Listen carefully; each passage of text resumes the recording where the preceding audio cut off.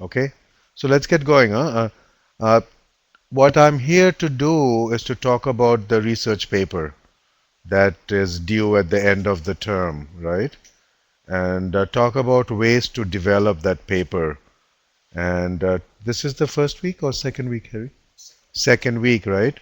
So you got what, 8 week, 6 more weeks, plus this week, whatever's left of this week. And that is the time you have to do the paper. Few things to think about. Uh, First of all, you're thinking about topics, and we'll talk about topics. What kind of topics? Second, I want to talk about the quality of the paper. I am sharing with Harry some papers. You've seen the paper that Brian Barkley wrote with me in this class I taught about, maybe a year and a half ago. And then we got it published in a national journal. And when that happens, that's really good for your practice because that becomes like your business card.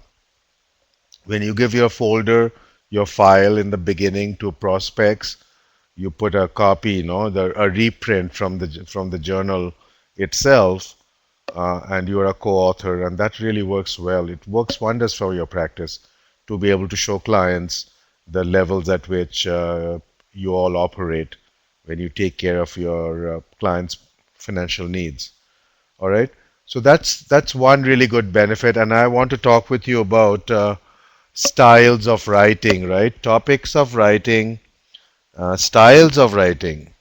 You know,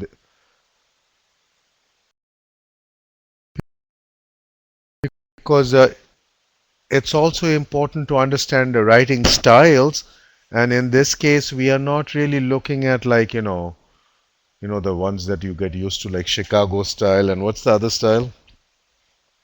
The things, the form stuff that people make you do, where you have to have cite your references in this manner and footnotes in that manner and tables and notations, etc. These are different styles we'll talk about. Uh, I want to talk, so the content, the type, the sort of the style of writing, that's the other issue. And then you want to think about this as a seminar class, and I'm sure you've seen that in your module in the beginning, or in the course. If you look at the first introductory module, not module 1, you will see Harry has a section on what is a seminar class. And this is a perfect area for a seminar class, and seminar classes are typically graduate classes onwards, right? And it's a place for doing research. It's a place for digging deep rather than wide, right? Uh, when you become a practitioner, certified practitioner, or some practitioner in the field, say CFPs have knowledge in broad areas, starting from taxes and insurance and estate and law and investments and retirement and employee benefits. That's a lot of stuff.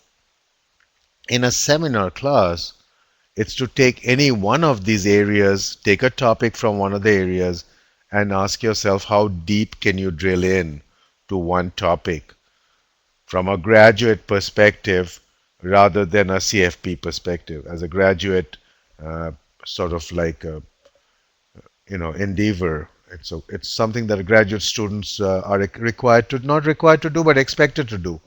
Should be required to do, but there are various areas where they may not be required to do. I'm not getting into that, but you are expected to do this. Let's put it like that. To be able to go deep into a subject and see how deep you can go in. So this class is perfect for that, right? It's perfect for that, where we are we are providing you with material, with content that allows you to dig in really deep on a qualitative aspect. So this is not a deep digging on a quantitative side, like say in applied physics or in quantum mechanics or something like that, or biochemistry. This is an application of or finance for that matter, right? Quantitative finance. This is an application in qualitative analysis of behavior under uncertainty, right? Human behavior under uncertainty when they make money decisions, right? When they make money decisions, the behaviors that I'll say afflict humans, uh, which impede, or which make it harder for human beings or investors in your case, your clients in your case, to make optimal decisions because the behavior gets in the way of their decision making. When it comes to money, we think that it's a rational decision, right? A reasonable decision. And it is. It's a rational decision. So there really is very little scope for behavior to get involved. Unfortunately, it gets involved in a big sort of way. As you will find out in this course, it sort of seems like everything is about behavior, even when people make money decisions. And if that's the case, we know that the money decisions people are making are not very rational.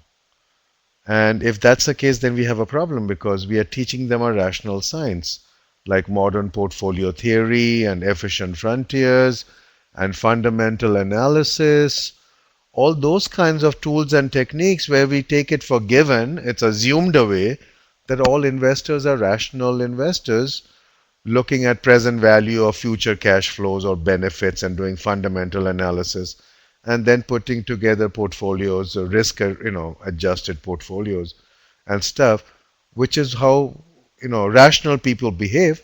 All our models are like that, but the people who are using these models or who we use these models on are coming in totally entrenched in their behavioral ideas of money. Their relationship with money is sort of like grasping them. They have no way to look and understand your perspective that you're coming from the rational viewpoint. So this is your opportunity in the next, in these 8 weeks to get the most you can from this class from an in-depth perspective, right? So if you think about, financial planning or financial practice, personal financial planning as threefold: product knowledge, marketing, and sales. Finding the clients, and then psychology, right? Psychology is the trust and the counseling and stuff that we have to do. We don't do enough of. So in this class, this is your opportunity to really sort of polish your tools for the behavioral side, the counseling side of financial planning. So having said that, I want to get into the topics first. So if you look at your books, the book is very well laid, and that's why I chose it. If you look at your book, uh, you will see it's sort of like, if you look at the contents, you find out, first they start with, between rational and behavioral models, right? The utility theory is all rational models, and now we are looking at prospect theory, which is the behavioral models. So we say that the rational models are normative models. They are how the world should be. And behavioral models are positive models as to how people actually are, how investors actually are, is the behavioral model. So that's a positive model as compared to a normative model. All right. Now, if you go through this, you will see that the author goes through various different types of irrationalities, I'll say. And by irrationality, it doesn't mean bad, right? You can't think of it as bad and good. Nothing, there's no such comparison that irrational is bad and rational is good. Rational is simply our cerebral minds, our analytical minds arriving, solving problems, making decisions under uncertainty. What's going to happen to me, my career, my kids, my, kids' education, my retirement and stuff. That's the analytic side. But we also have sort of the limbic side. That's what it's called, the limbic mind, which looks at basically survival issues, dangers to survival, uncertainty, and makes decisions totally different way. All right. And so this whole thing opens up a huge area which is not bound by reason, right? That's what we started with by saying that there are many things we do which are not bound by reason, right? That we can communicate. And as you know, communication is like, 7% verbal communication, analytical, reason communication is 7% of all our communication. 93% is irrational, right? Behavioral, what do you call body communications, right? Bodily communications, non-verbal communications. And that's, if you call that, if you say that's the irrational mind, yeah, okay, it isn't reasoning with itself, but that's our mind, all right? So it's emotion. We make decisions with emotion. Greed. How important an emotion is greed in financial decision making? Greed is not bound by reason, but greed is very utilitarian. Fear, similarly, it's an emotion. And so greed and fear are strong emotional inputs in money decision making. So when we make money decisions, oftentimes, we cannot separate the greed and fear from the decisions we make. And then we can make mistakes because they are not reasoned decisions. They're not rational decisions purely, as money decisions should be. But they should be that way. That's not the way it is. All right. Then you look into the biases, different biases. There is a paper of mine that I wrote. It's a survey paper. There's no finding or anything. I'm just looking at all the work that's been done in that area so far, behavioral finance, as it comes to this area of financial planning and counseling. And I've put down all the stuff, all the different findings, pretty much like the book in a concise form. And I would urge you to read it because that's a quick and easy way of updating your knowledge base. That, hey, this is what this is about. Then you have to read the book. Here's what I'll say about this course. It's not, you don't have like, crunching homework like end of chapter problems and writing lengthy papers and stuff like that. No, you have this one big paper. And I don't know how many, what's the grade assignment on that paper? No, what's the grade assignment? How much is the 50%, right? Yeah, that's how it should be. This is a seminar class, 50%. So it's a very important part of this class, as that's what we are indicating, not like how to get an A grade. It's half the class is this paper. So you have to drill down, and it's a lot of reading intensive, right? So this class is reading intensive, and if you look in your class resources, you will find tons of reading, plus more. As you go through the books, the biases and the emotions, at the bottom of the page, they will quote people who have done studies on it, all right? Papers. And in the index at the back of the book, you'll find what those papers are, which journals they are in. You need to start reading a lot, and I'll say go ahead and start reading the book. Read this book. Read some of the papers that Harry has asked you to read, and some of the other ones, because this course is all about reading and getting your knowledge base up. All right, because you'll need to still choose a topic.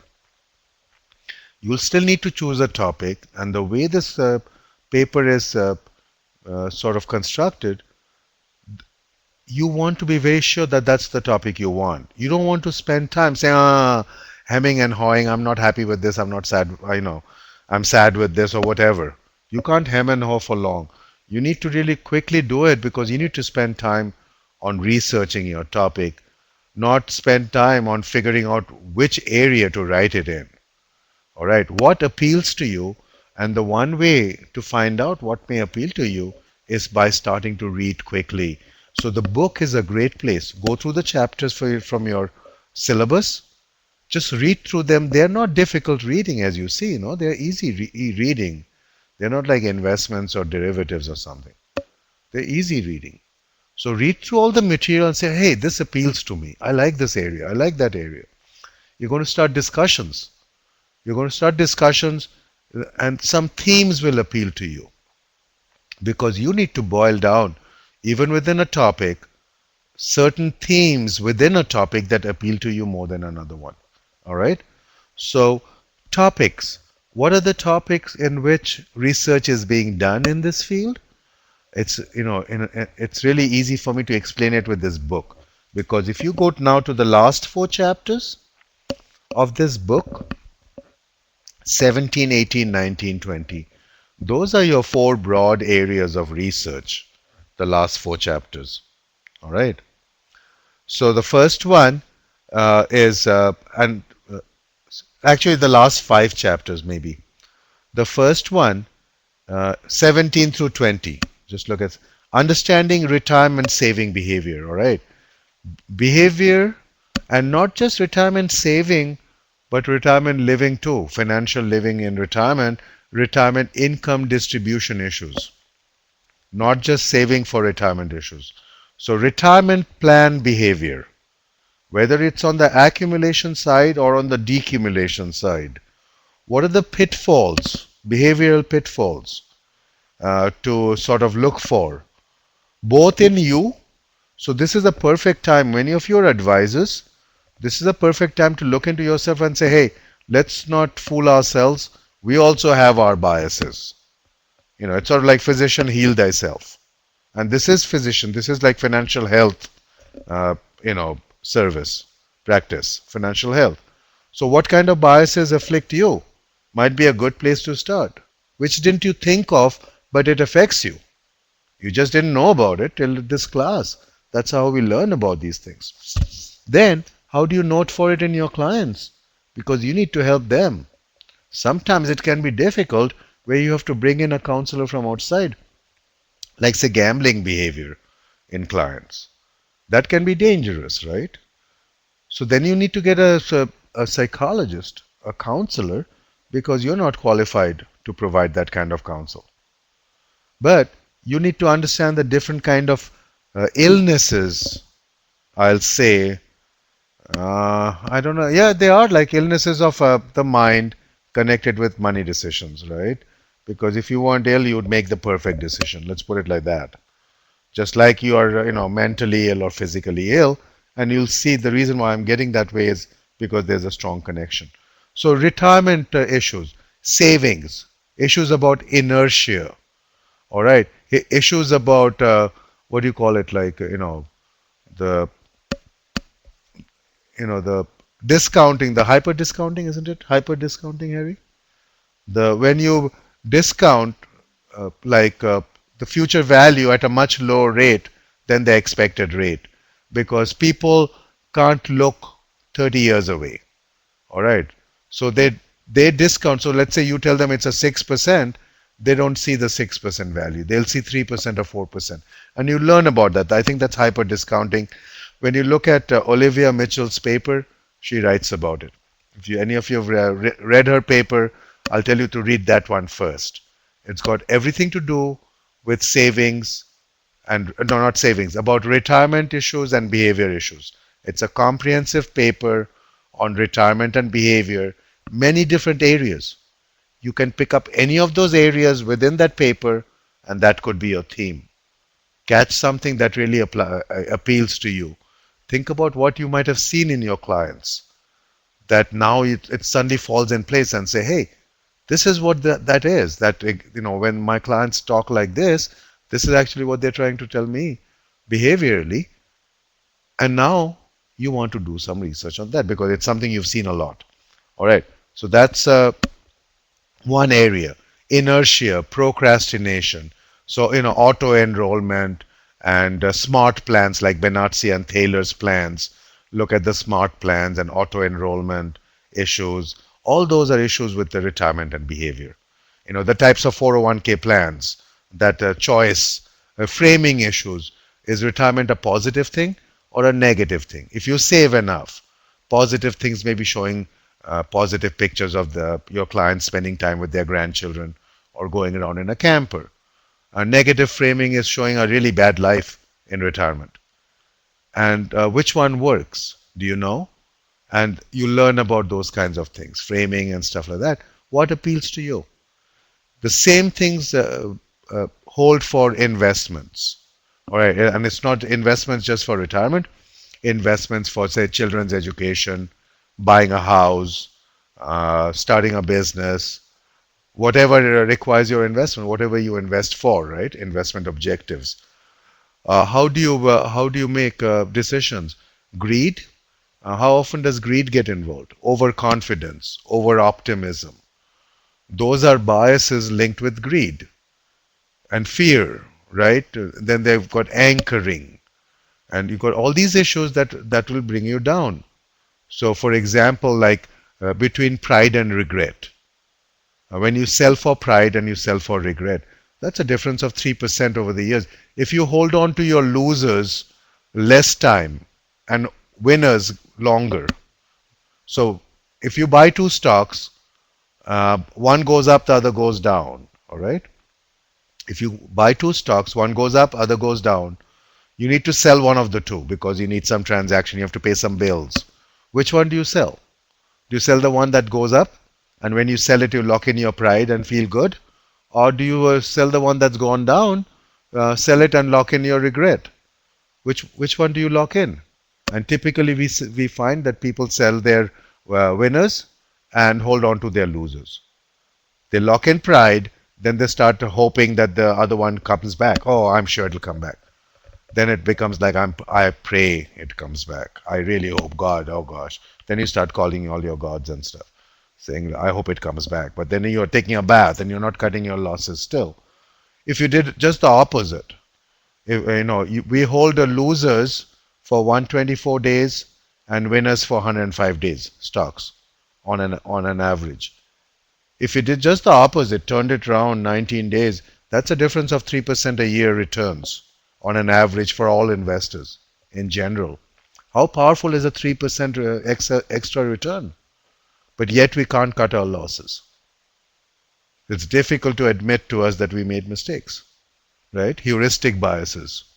Yeah, those are heuristic kind of biases, and there's some other names for those things, like representation heuristics. Those are common mistakes we all make. It's not just our clients, but we do too. Once we know it, we hope we don't repeat it. So as advisors, which area do you want to? Retirement or investment? That's two areas. The third area is a very, very dynamic area. And you really have to go off your branch or off your financial planning calling as such and get into the area of financial health as an integral part of mental and physical health. All right. So you are financial health practitioners. And that's some mantra I've been saying for the last, 7, 8 years. Whenever I've presented to financial planners around the world, literally thousands of planners around the world, I keep saying you're financial health practitioners because there's such a strong connection. So the second required paper and the third required paper, is that right? Those are required papers, right? Constantinides and Anka Weber and Olivia Mitchell. So the second required paper is by Constantinides, and he's looking at the relationship between having a fixed cash inflow in retirement, right? Retirement income distribution. How certain is the cash inflow in retirement? Social Security is like a cash inflow, right? Which is certain. It's like an annuity. So if you have certain cash inflows like annuities, like Social Security, and you are covered, then you are much less likely to suffer from depression. And so that's what Constantinides' paper is. He does the research on that and shows the clear relationship between being underprepared for retirement, certainty of retirement life, underprepared, and the relation with mental health. And from mental health, it goes into physical health. So the third area is to look at the relationship between mental health and physical health on one side and financial health. And you will see lots of areas, lots of papers in this field too. So remember, after you've looked at the papers from the book, from the footnotes and stuff, you should be doing research on Google Scholar and any other. From our library, there's a Journal of Behavioral Finance. This is about reading and getting your knowledge base up. So I will urge you to read it because that's where your research paper will be based on. The fourth area is client education and counseling, and this is a huge area as well, as much as the other three: behavior for retirement, for investments, relation between financial health and mental physical health, and then the fourth area is counseling, client counseling and client education, which is huge, and most people don't do it. They want to get their clients going. Let's get going, let's get the portfolio, let's make the investments and start reporting to you. And that's not the way to do this. Literally, it's not the way. I've managed money. I've managed, a large amount of money as a moonlighting job one time. And I would spend most time upfront counseling my clients about the future, what all could be, managing your clients' expectations about your performance. You're going to give some you're going to give some word to your clients as to what they can expect from their portfolios and their financial lives, how well you are managing it, right? You're going to say you're going to expect 6%, 8%, 12%, I don't know, whatever. Or you should get this kind of an insurance or this kind of an estate plan, whatever. You're doing that, right? You're managing your client's expectations. Your client can say, oh, if I make 8%, I can have this, this, this. That's an expectation. Now, once you've built that expectation, you got to keep it with your performance. And it gets very difficult if you've over-promised them stuff, right? To manage their expectations. So when their expectations crash around them, you will go if you didn't do your job right. So your performance really becomes a key, intricately connected with the expectations your clients have of you.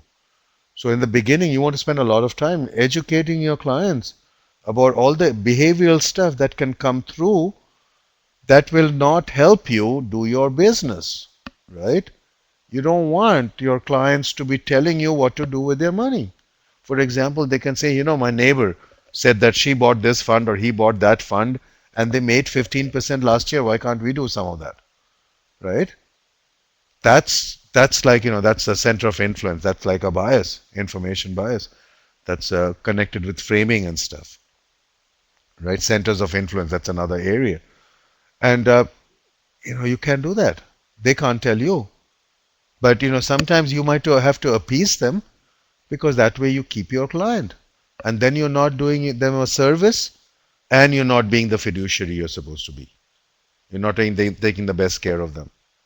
So it's up to you to tell them what you're going to do for your client and why, and what they can expect from your performance. So that at the end of the year, they can check to see how far you've strayed off. So you have to form your expectations. What can the economy be like next year or next 5 years? All right, you're saving for retirement, right? What if it all blows up in your face 2 years before you retire, 1 year? You're going to retire in 2009. And 2008, everything blew up in your face. Can you prevent that? How can you do that? Those kinds of issues, right? You're framing the expectations for them. Can you keep your promise? So how about educating on expectations, that not needing more than what you really need, 6 to 8% for most cases is fine, right? Wanting 15-20% is not healthy. We know that. Expectations or saving for investments is healthy, like diet and exercise for your mental and physical health. Moderate expectations, good saving habits, good spending habits. Inessential spending habits are first taken care of before conveniences and luxuries. Saving spending decision is a great educational topic, and there are papers on that. Or, saving regularly, for example, and what kind of investments. Life's, hypothesis that when you're young, you can afford more losses than when you're old. So you're going to be more in risky securities in the earlier years as you grow your capital. And what can happen if the economy turns around is that they can take a bath, but you're still young. You are buying and holding Just like, uh, you know, cut your losses and hold your winners. Buy and hold, right? That's why they win. Buy and hold issues, gender issues, the huge gender issues between men and women, how they make decisions, money decisions, right? Those are behavioral decisions. Which one you like? Which one appeals to you? Start reading and start digging in and start discussing. And I think Harry will tell you, you should be able to cut pieces from all the discussions. Go and participate wherever you see something that appeals to you. And you can cut pieces of discussions and start putting together your own notes. You just make sure you acknowledge whose statement you're taking, and then but you can expand on that. So let's say you know Tony or Chelsea or Cindy, you write something, and Randy or Nancy or Paul see something, you cut it piece and say, all right, according to Cindy H, or yeah, both are Cindy H or Anthony, this, and but we find, then you do your own study and say, but we also find this, and we also find this, and expand on the thought that one of those C may have written on. So start cutting those pieces together, start putting your notes together, notebook for research. That's one. Can I get another 5-10 minutes? All right, so those are the 4 topic areas. Client education and counseling, and make sure you educate yourself first, right? That's what this class is about. Uh, Mental health, physical health, that's already known, the relation between the two, and financial health. All right, that's second. Then behavior for retirement issues and behavior for investment issues in general. 4 topic areas, and now back to the styles. And we started by saying that we would like to see you published. That's wonderful for your practice, whether you're a practitioner now or not. Even in the future, if you become a practitioner, today's publication will work like magic for your practice. And if you are a practitioner here, I know Cindy is, Cindy Havenhill. Uh, Paul, are you a practitioner? I know Reese is. Reese is a practitioner. You guys, I don't have to tell you what it'll do when you put your file together and there's a thing from the Journal of Retirement Planning or something showing your paper with your picture and stuff, right? It does wonders for your business. All right, first of all, before I get into the style, questions on topics. Paul is a practitioner, correct? Questions on seminar, approach, research. Please read. If you don't listen to that advice of mine, you will not get as much. And write. It's writing intensive. Write the heck out of the discussions. Put them together, put them in our CIF blog if you like it. I'd love to see you guys do that. Can you give them brownie points, Harry, for that? Harry says he can give you brownie points if you do that, anyone. You take a nice discussion piece. Really, no. Put it together, put it in our CIF blog. We would like to see our students read what we do in this class. All right, thanks, Tammy. Yeah, okay. But we would like to see it on the blog. That's also a publishing. When you put your notes, put it together in a wiki, right? Do you know how to put a wiki together, anyone here in this class? Put it in a wiki and publish it on Wikipedia. This stuff is publishable on the net for sure with your name on it. And people can pick it up. And you do it, if you want to do it on the net, do it through the wiki. All right, Wikipedia. All right, if you have no question, then look at the style. The style is really, in this case, as important as the content in a sense. And I think you will appreciate it if you are, if you're a professional. And I think all of you are professionals. Anyone still a brand new student who's never worked here? Who's never worked? Gone straight through school? Young person? Okay, Nancy, Chelsea. All right.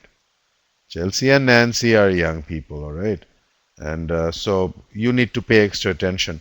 But you guys will also know, the rest of you, if you're professionals, you'll know this thing, that it's not enough to be like a genius, right?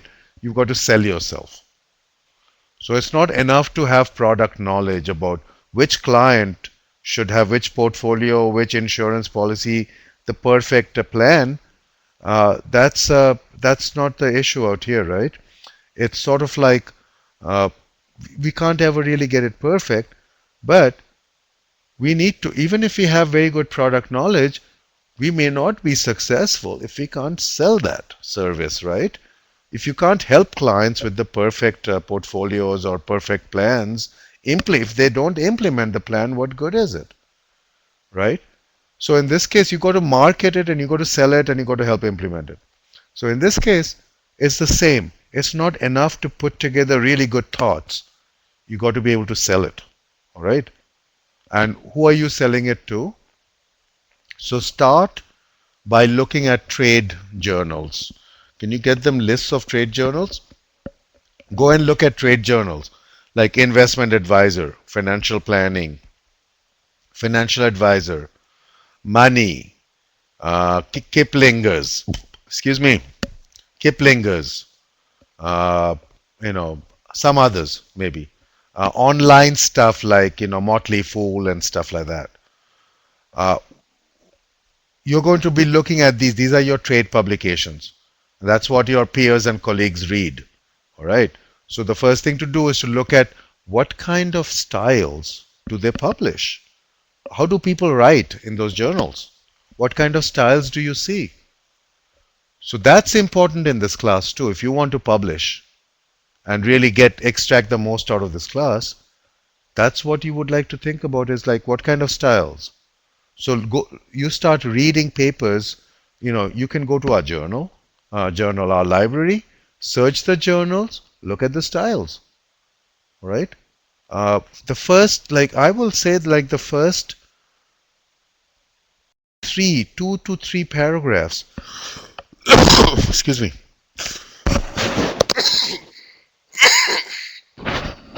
excuse me, should have had some water here. The first 2 to 3 paragraphs are vital, and this is the same with the marketing and the content.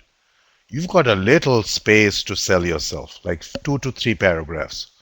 If the reviewer, the editor, doesn't like it by then, they're not going to read it anymore. They're going to send you a rejection letter, which is okay. No harm. Get used to rejection letters, right? You can't get publications the first time. You can't get hits the first time. You just have to, it's a learning process like anything else. So look at their styles. The first 2, 3 paragraphs should be dynamite marketing paragraphs. You're selling your piece. Look at the depth of the topic. Look at the references. How do they write different pieces and qualitative pieces?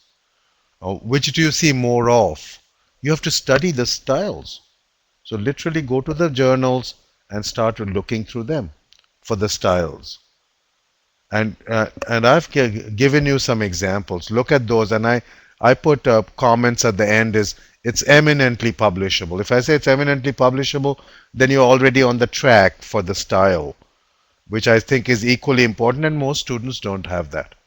And that's okay, because you're not here for getting published, but we think you can, and we would love to see you get published, and I think you should. You all have the ability to get published.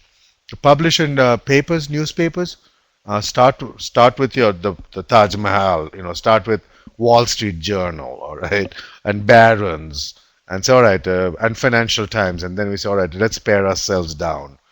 Maybe letter to the editor to those papers, right? That's a publication. Write a letter to the editor of the Wall Street Journal as this paper. Later on after the course is over, you can do that. You can get to other publications like wherever you are, LA Times or Denver Star or wherever you are, your local major newspaper, then your local regional newspaper. That's okay too. Nothing wrong with that. Ventura County Star or San Fernando Valley Business Journal. But get your name in print. It really does wonders for you. And these are topics. The reason why I'm encouraging it so much is because these are topics that these publications are looking for right now. It's hot, and they will more likely print it than not. As compared to, say, if you wanted to write a paper on efficient frontier, modern portfolio theory, you don't have a chance getting something like that published. But this stuff, you can get published and published easily.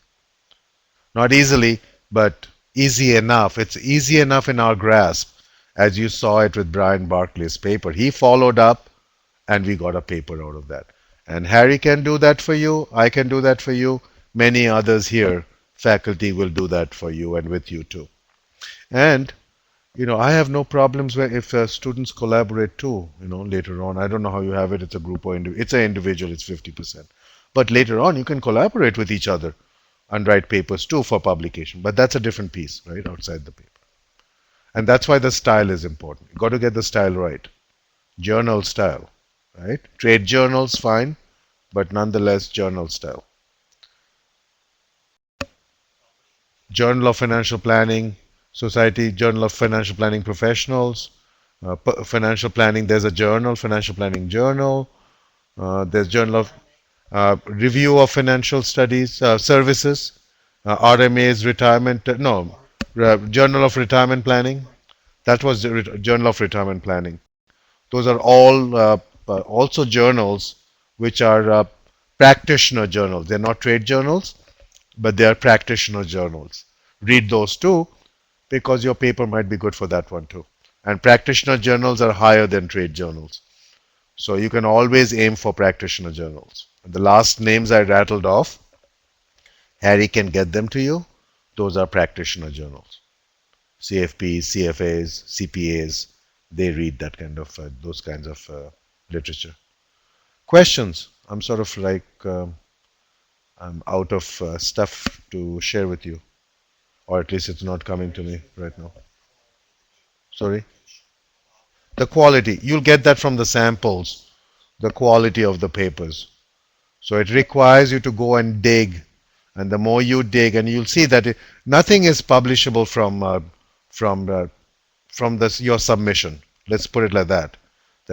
I'll come to you, Paul, in a moment. Nothing is submissible as you submit it. It's not going to work. You're going to rework it 2 times, 3 times, 4 times, maybe. Rewrite, rework, go and do more research. But if you can get the track that if you redid the work as the comments and resubmitted it, it'll eventually get published. That's what it means. That this is really publishable. A lot of sources. No, no, I'm not looking for a lot of citations. No, look at the journals. Look at the articles. You'll see those the practitioner or the trade journals are not academic journals. This is not an academic paper. So they don't give much, 2, 3, 4, whatever. They don't provide too many citations. Those are academic, like student papers. That's why I said this is not like Chicago style or I don't know, huh?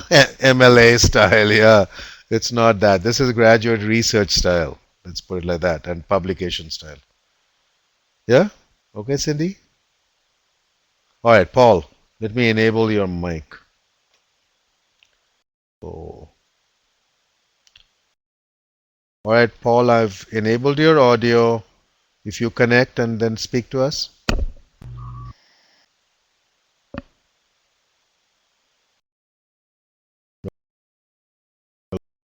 Hello, Paul.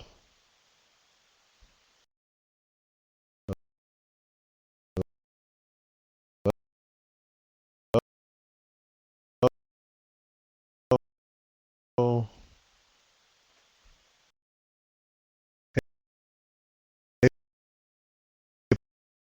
Paul. Oh, mic problem. Or you can type it up and then log back for Harry. Either way, your choice. Anyone else has a question?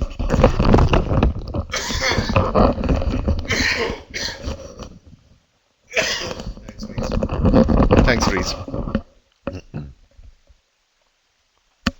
All right. All right. Let me. All right. Your audio is enabled, Paul. Go for it.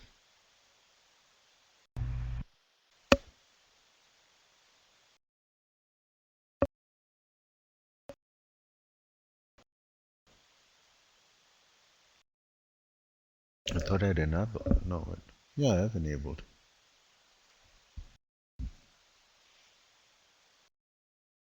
Uh, don't you want to type it up? Type it up, Paul. Yeah. Okay. Anyone else? Any questions? Do you get the idea of where we want you to go with this class? Yes. Everyone? Questions? So depth, you will write a paper. Good. You will write a paper, I don't know, 5 pages, 10 pages, whatever Harry has you doing.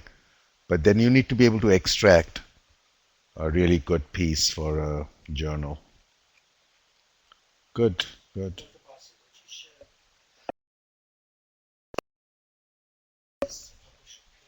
Correct.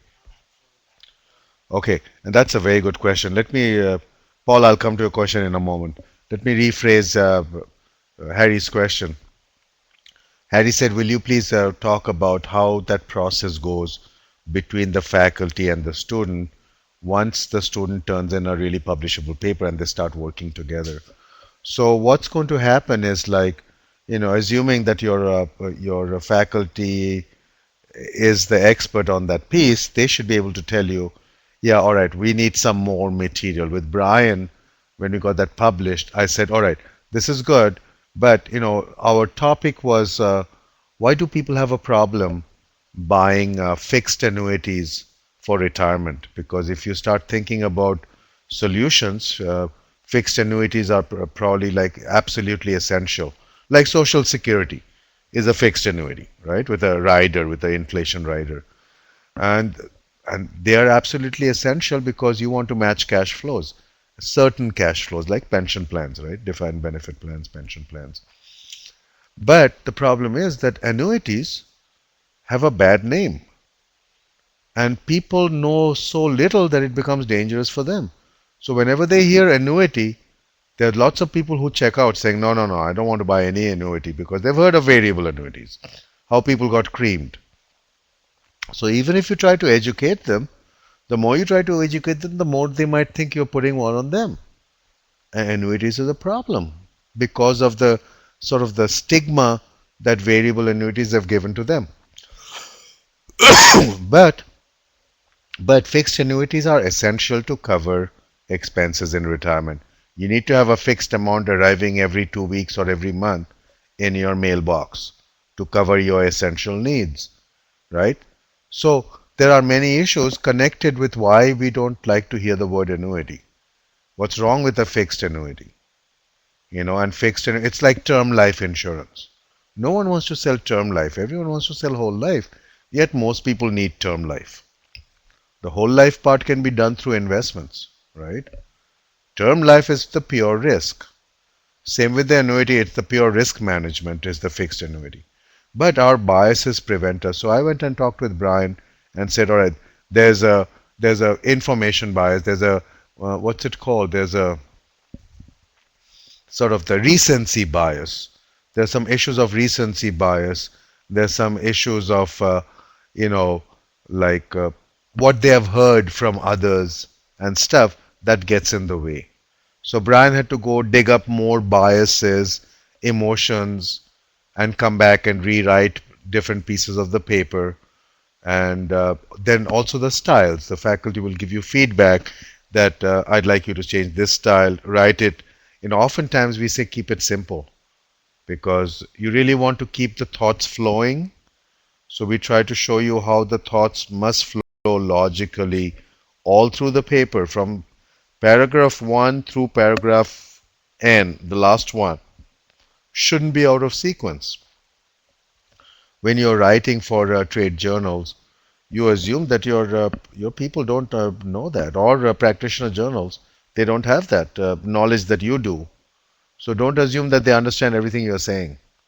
Assume they don't understand anything you're saying, and how do you explain something to them easily, which is to keep it simple. So you have to get the faculty to help you with that too, because your faculty should be joint authors with you.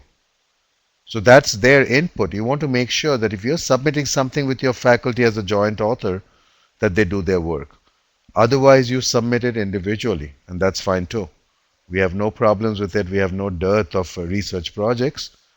So we encourage you to do either. If it's of interest to us, we'd be happy to work with you and help you and guide you. If not, the faculty will guide you.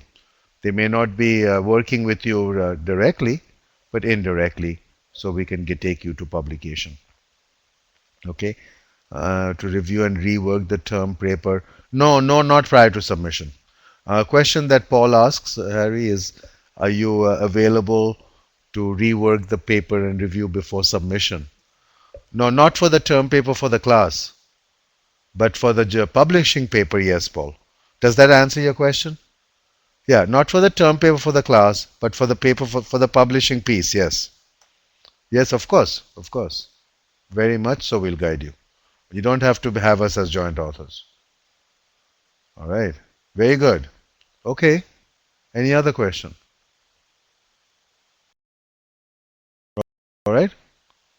If you have no other question, I took a whole hour of Harry's time. Thank you very much. Yeah, it's important. I have no problem spending an hour with you guys because it's an important thing for us, for all of us here, is the research, the depth aspect of a graduate program. Thank you all. Thank you, Cindy. Thank you.